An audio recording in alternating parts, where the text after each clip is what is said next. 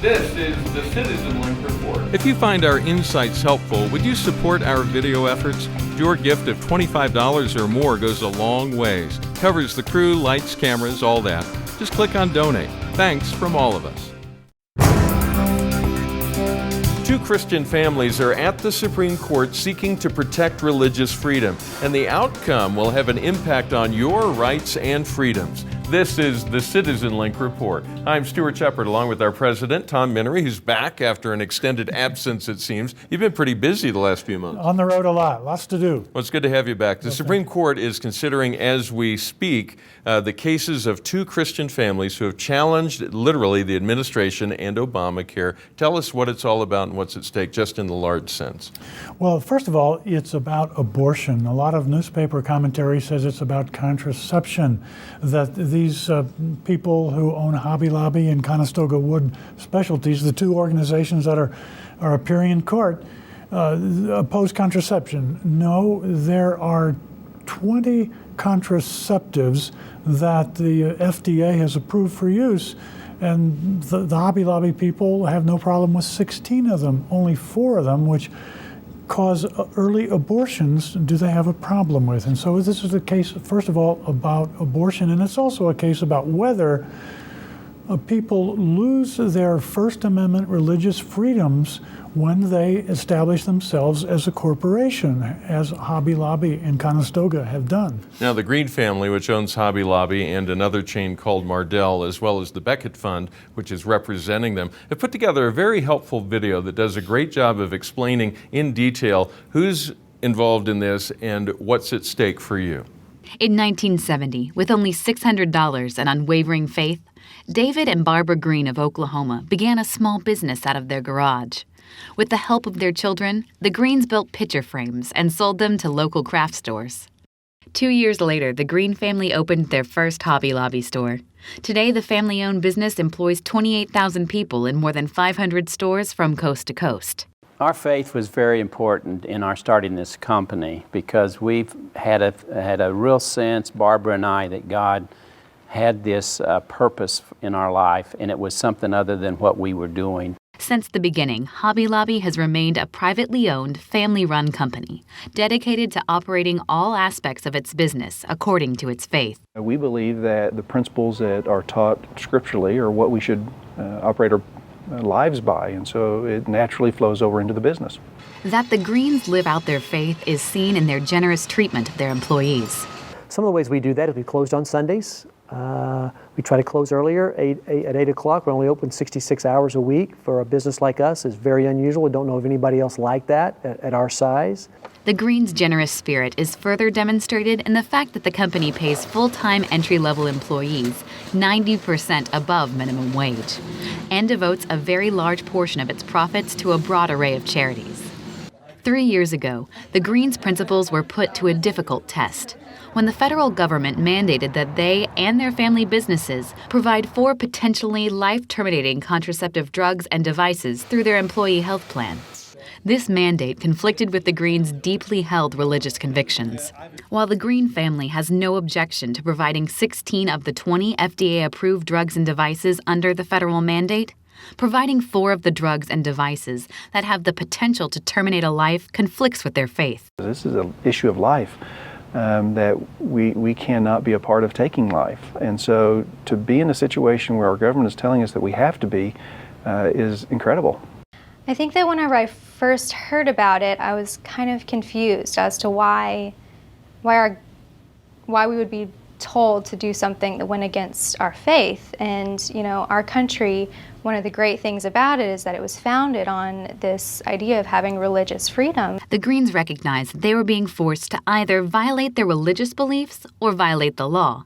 That's a choice no American should have to make. We don't want to sue our own government. That did not feel good. It's not something we want to do. But at the same time, we felt like a line was drawn in the sand, and we had to make a choice. And we didn't want to make that choice. And so we're asking the government now, please don't make us make that choice.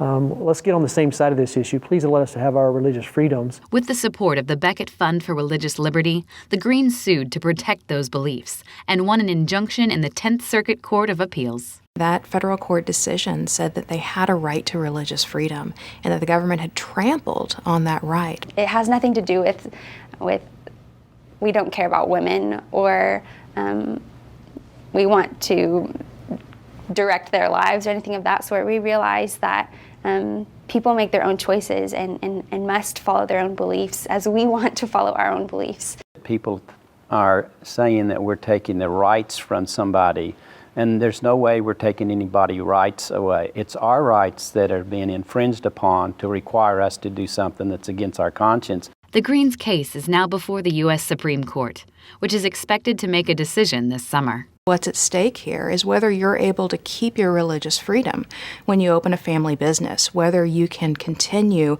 to live out your faith in the way that you live every aspect of your life. It's not about whether women can take it or not. We're not trying to control that. We're just trying to control our participation in it. And that case is from HobbyLobbyCase.com. We'll put a link to that in the summary that goes along with this video. Tom, the Green family is a real family that started a family business, but the Obama administration is saying that whenever any family starts a business, it's no longer something that's covered under the First Amendment. You lose your rights as a family because now, they say, you're a corporation. What do you think about that? Well, the federal government has concocted a distinction that does not exist in the history of federal law. Corporations have the rights of persons, and persons who form companies, corporations, do not lose their rights when they form those corporations. And the Greens exist business-wise as Hobby Lobby, and they do not lose their First Amendment protections. And they are a thoroughly religious corporation.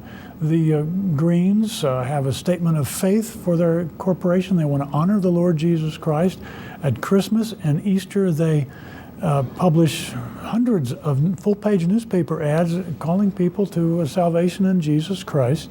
And so they are thoroughly religious in everything they do. They do not want to shed that religion in the face of the health care law mandate. Now, the First Amendment is packed with several of our key rights, not just the free exercise of religion, but also freedom of the press, freedom of speech.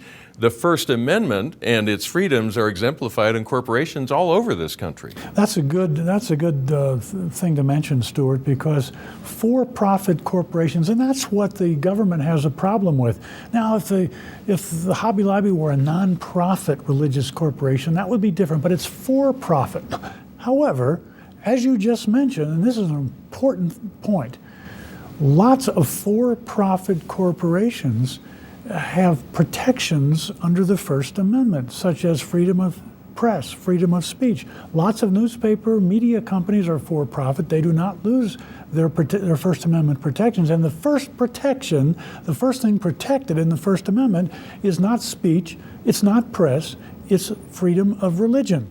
So anytime we read a newspaper, watch a TV news report about this case, we're seeing a corporation that's enjoying First Amendment freedoms as a corporation, talking about this religious group that may or may not, company that maybe should not have First Amendment freedoms. We've also had the Citizens United case. I recall very clearly when the president, in front of both chambers of Congress, called out the Supreme Court for deciding that corporations have First Amendment freedoms to make political contributions as a corporation. The president doesn't like that, the administration doesn't like that, but the Supreme Court said they still have rights as a corporation.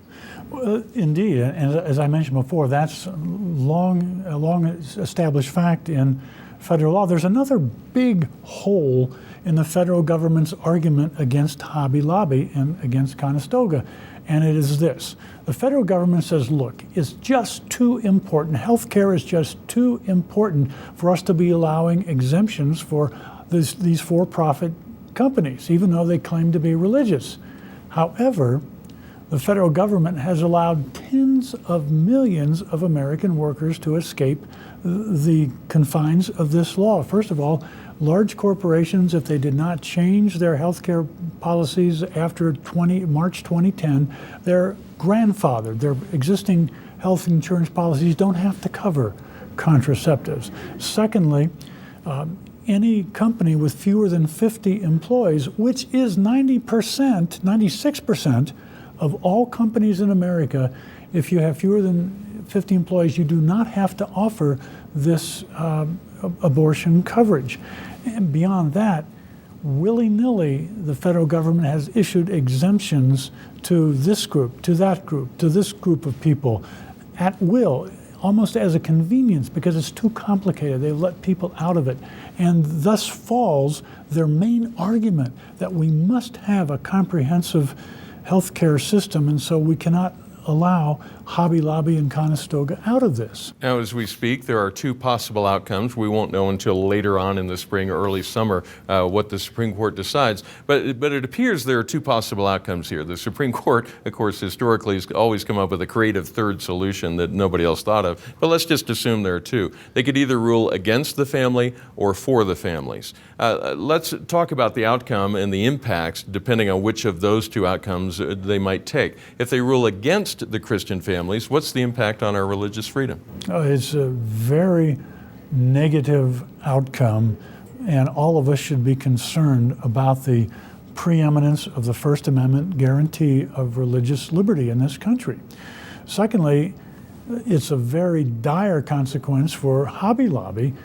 Hobby Lobby has said, we cannot pay for those 4 contraceptives which cause abortions. We don't have a problem with the other 16, but we will not pay for those 4.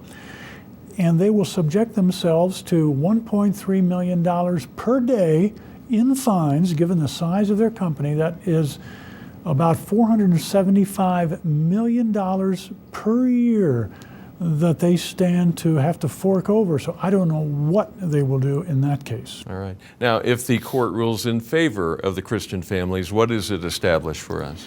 It reaffirms that one does not lose one's religious liberty protection even if one establishes oneself as a corporation, and it reaffirms the preeminence of religious liberty as a vital protection, a vital freedom in this country. It's a big case. Very good. Thank you, Tom, for those insights. Very helpful. We'll, of course, be watching this, waiting for the outcome from the justices later this spring. Thanks to all of you who've written to share your thoughts and comments with us. You may always write to us at mail@citizenlink.com. We encourage you to pray for the Green family and the Hahn family. They put their businesses and their reputations on the line, facing off against this administration to stand up for religious freedom for all of us. Pray that they have peace of mind and that they can sleep at night in the midst of all this. And pray for the Supreme Court justices, that wisdom would prevail, that liberty would prevail, that justice would prevail over political ideology here, and that they would make the right decision on this case. And remember to pray for President Obama. Pray that he would have a change of heart when it comes to the life issue,